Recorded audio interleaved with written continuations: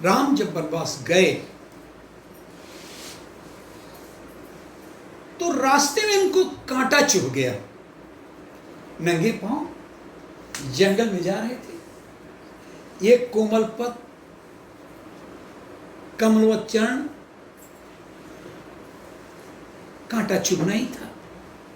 कांटा चुभ गया। उन्होंने पुकारा धरित्री, पृथ्वी। पृथ्वी तुरंत साकार रूप में, नारी रूप में वहां पर उपस्थित हो गई। कहिए भगवान कैसे मुझे याद किया,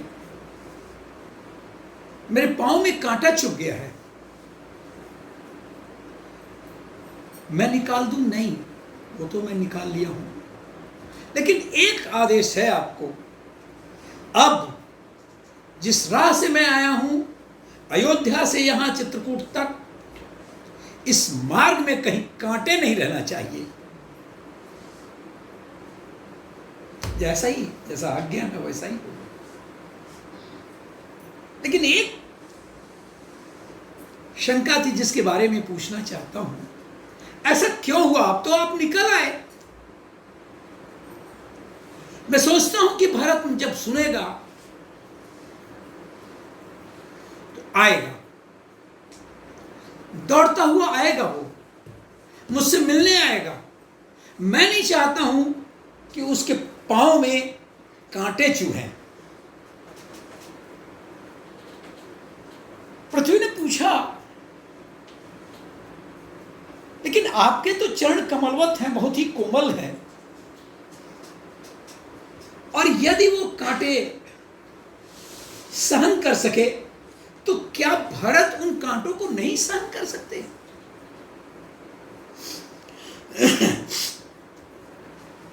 उन्होंने कहा, पृथ्वी तू समझ नहीं रही है,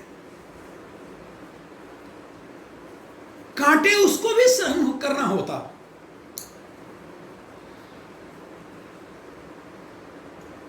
लेकिन जब वो आएगा और कांटे चुभेंगे तो उसे अपने कांटे की चिंता नहीं होगी। वो सोचेगा कि भैया राम इसी मार्ग से गए हैं, और उनके पांव में कांटे ये चुभे होंगे, और इस दर्द को, इस व्यथा को वो सहन नहीं कर पाएगा। इसलिए ये आवश्यक है कि उसे इस चीज का भान ही ना हो कि उसके भैया राम को कांटे भी चुभे होंगे।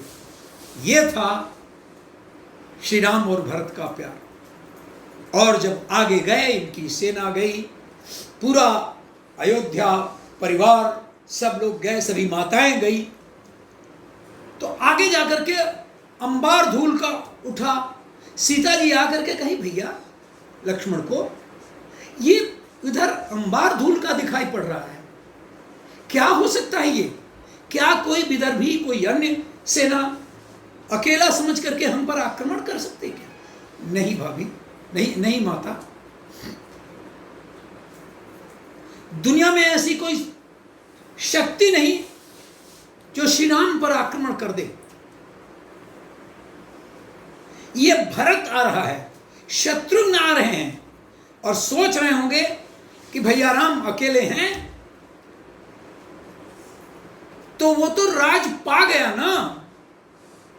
वो चाहता है निष्कंटक राज्य हो और राम को हम सदा और सर्वदा के लिए समाप्त कर डालें।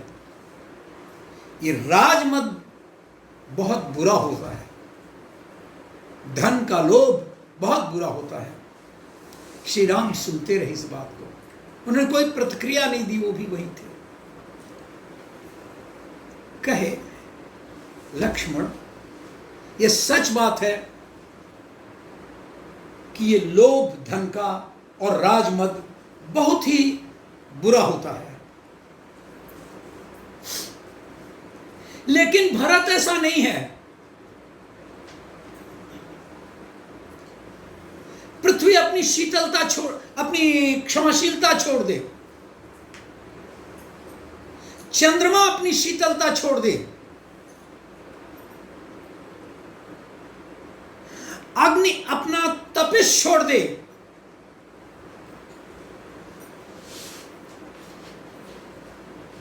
और चाहे तो अगस्त ऋषि गाय का जो खुर का गड्ढा होता है, उसमें पानी जो इकट्ठा होता है, उस पानी में चाहे भला तो अगस्त डूब जाएं। जिस अगस्त ने समुद्र सोख लिया था, उनको कहते हैं वो अगस्त खुर के पानी में डूब सकते हैं। ये सब असंभव है, लेकिन अगर ये भी संभव हो गया तो भी भरत को राजमद नहीं हो सकता, भरत को धन लोभ नहीं हो सकता।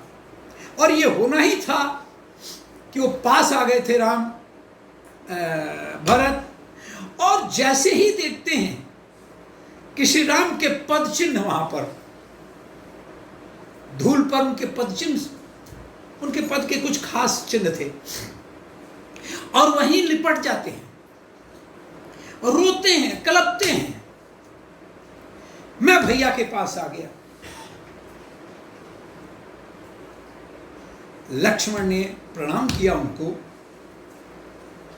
और इस आवाज कोलाहल को सुन करके श्री राम भी उस तरफ मुंह के भरत को अपने गोदी में ले लिए, और इस तरह से ये बात यहीं पर समाप्त कर